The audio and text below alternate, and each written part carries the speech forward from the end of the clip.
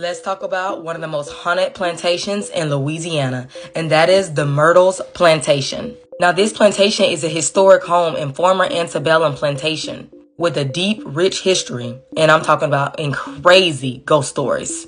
And General David Bradford built this plantation in 1796, but only lived there for a few years before fleeing because he was involved in some whiskey rebellion. So since then, several owners have owned the plantation. And the plantation was originally called Laurel Grove until they, did some renovations and remodeling and they changed it to the Myrtles Plantation. But the haunting stories began with the Woodruff family. He was a prestigious judge in the area and owned several slaves, which was, common back then. And they say he was extremely cruel, especially to one particular slave named Chloe. Now, allegedly, Chloe tried to protect herself by eavesdropping in on a conversation that Mr. Woodruff was having so she could modify her behavior, because it was said he was doing the worst of the worst to her and lots of the other slaves. So I guess she was like, I'm going to overhear some stuff he's talking about, see what I can do better to, not aggravate him, or what I can do better for him to stop doing the stuff that he's doing to me. So one day after being caught eavesdropping, Mr. Woodruff literally chops off her ear, y'all, forcing her to carry the shame of disfigurement for the rest of her life. Her mutilation was hidden. He made her wear this green turban that covered her, where her ear would be, just so nobody would know really what happened.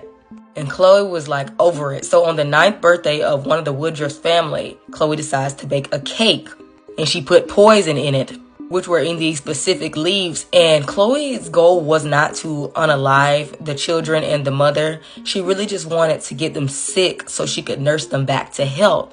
Because back then, people respected anybody that could nurse or heal or, help people. So she was really hoping to get some cookies, some bonus points, some, cool points. Hey, I got sick and this lady, helped nurse me and my family back to life and, got us better. So we're gonna respect her. But she ended up putting too much in it and it unalived the mother and the children. So yeah, the dosage was lethal. But the crazy thing is, the slaves unalived Chloe, allegedly. And she was hung for everyone to witness. She was then weighed down by rocks and thrown into the Mississippi River. And even after Chloe's death, new owners was it was some gruesome activity that was going on there as well. And people that stayed in this home claimed to have just experienced so many paranormal activities. They said that it's this specific mirror that is in the foyer. And visitors claim to see the spirits of the Woodruff's children in this mirror. And you could see handprints that would come on this mirror at a specific time of the day. And you would hear loud footprints just stomping around the house and nobody is there. And this picture was taken by someone as well. People believe that this was the spirit of Chloe because it looked like someone with a turban on their head. And later on, around the 1970s, it was a lot of stuff going on there too. And it was also this film set that they was, filming on the plantation. And people were so spooked, y'all, by the stuff that was going on, furniture moving with no explanation. Just like I said, hearing loud footsteps throughout the house and just having those weird, heavy, eerie feelings throughout the whole time. Because you could visit this home now. It's literally a bed and breakfast. They have all kinds of ghost tours. And so many people have allegedly took pictures of different spirits or seen stuff. But I mean, there's no doubt about it that this place is haunted.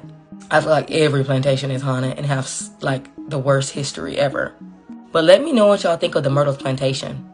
And let me know if y'all would visit and stay here.